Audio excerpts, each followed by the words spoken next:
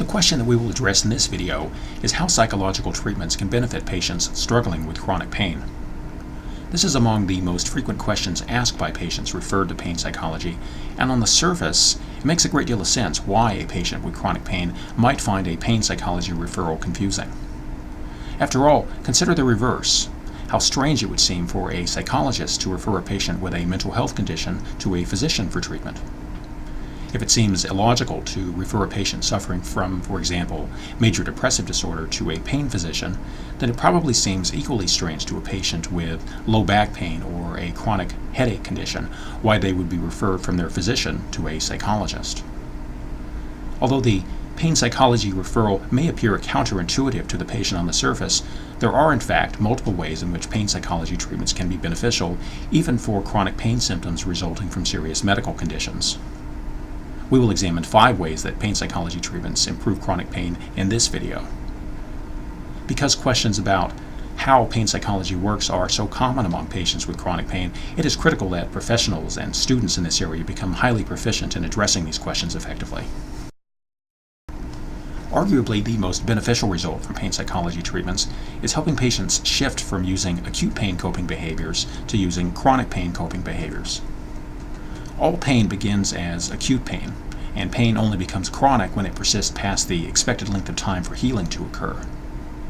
We react instinctively to acute pain by using coping behaviors such as halting painful activities, resting the painful area, seeking medical attention, and waiting for the pain symptoms to subside. These acute pain coping responses are both appropriate and effective, but only for acute pain. When the same pain becomes chronic, then we need to replace these acute pain coping behaviors with a different set of coping behaviors better suited to the dynamics of chronic pain.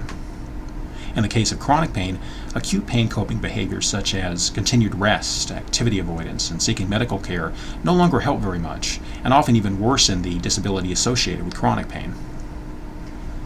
The challenge is that although we each experience hundreds of episodes of acute pain in our lives and are therefore very experienced with acute pain coping behaviors, most people have never experienced chronic pain and therefore have no experience with chronic pain coping behaviors.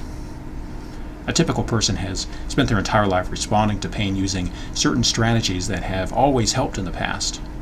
However, in the case of chronic pain, they are now in uncharted waters and usually have to learn entirely new coping responses that are, in many cases, the 180-degree opposite of the ways that they have coped with pain in the past.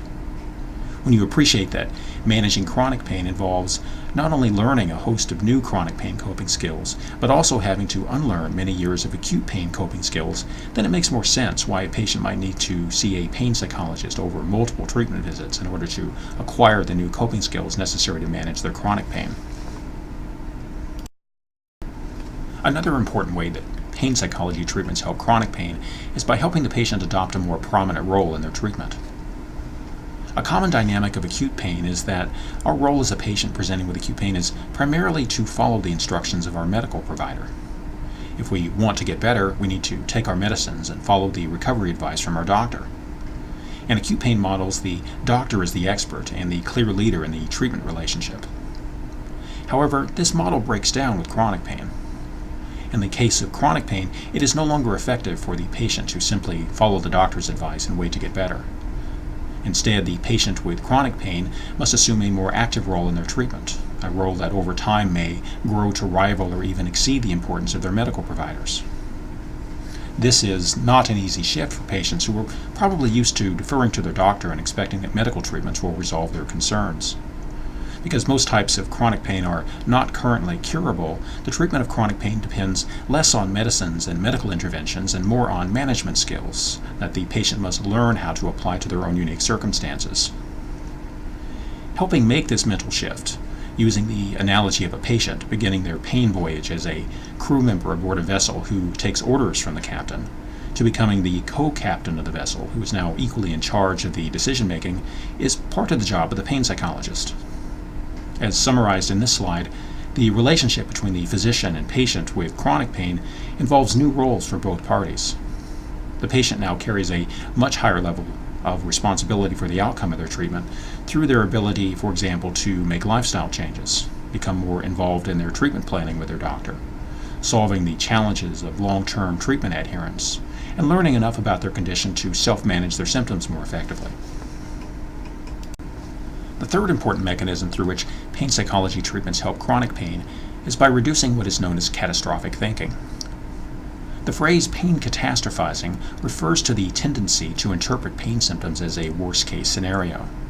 For example, pain catastrophizing might refer to the tendency for a patient to interpret back pain symptoms as a sign that their spine is about to collapse, that they have a life-threatening tumor in their back, or that the pain means that they will end up paralyzed. Pain catastrophizing tends to produce intense fear in patients.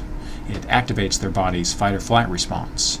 It causes them to avoid or minimize physical activity, and it often leads to excessive treatment seeking or an over-reliance on pain medicines. If not addressed, pain catastrophizing can make the effects of chronic pain much worse than would otherwise be the case based only on the severity of their medical condition. Fortunately, a patient's tendency to catastrophize their pain symptoms can be measured quickly and easily using certain questionnaires, and that information can be integrated into the treatment plan by the pain psychologist to help the patient have less fear and disability associated with their chronic pain symptoms. The fourth component of pain psychology treatments is to help the patient become less pain-focused and more function-focused. As illustrated in this slide, a frequent consequence of the cycle of chronic pain is that it gradually takes over a patient's lifestyle, causing their days to become centered more and more around pain and medicine-taking rituals and medical visits. Over the course of months or even years with chronic pain, a patient may become trapped in a life that revolves around their pain and mostly losing all of the former parts of their life that gave them enjoyment and meaning and growth and a sense of contribution that make life worthwhile. A central goal of pain psychology treatments is to help the patient resume living again in a way that is consistent with their goals and values, instead of waiting for their pain to resolve. Because chronic pain introduces many constraints to a patient that make it easier for them to be passive than to be active, learning how to resume a more functionally oriented lifestyle is a process that occurs over the course of a pain psychology treatment, a process that usually requires flexibility, practice, and at least a certain amount of trial and error. The fifth key benefit of pain psychology treatments is their ability to address mental health and behavioral problems that are common to chronic pain. This benefit refers to several different specific types of pain psychology treatments for patients, depending on their individual needs. For one patient, for example, their pain psychology treatment may include a focus on depression or anxiety symptoms that may be interfering with their goals and worsening their quality of life. For another patient, their pain psychology program may need to address marital or family relationships that often experience tremendous strain when a person is struggling with chronic pain. Insomnia and sleep difficulties are highly prevalent side effects of chronic pain that usually worsen the patient's pain and their ability to function well, making it important to discuss ways to improve sleep as part of many pain psychology treatments. Lastly, the topic of pain behaviors and behavioral pacing are also routine parts of pain psychology treatments that are particularly important to meet the needs of certain patients. Pacing can seem like a simple concept in theory, referring to the act of slowing things down or breaking activities into pieces, but pacing can be surprisingly difficult for patients to apply. Most patients have spent their entire life without the need to intentionally pace their activities, and this probably explains why a pain psychologist frequently needs to help patients practice and learn how to apply pacing principles in order to be effective.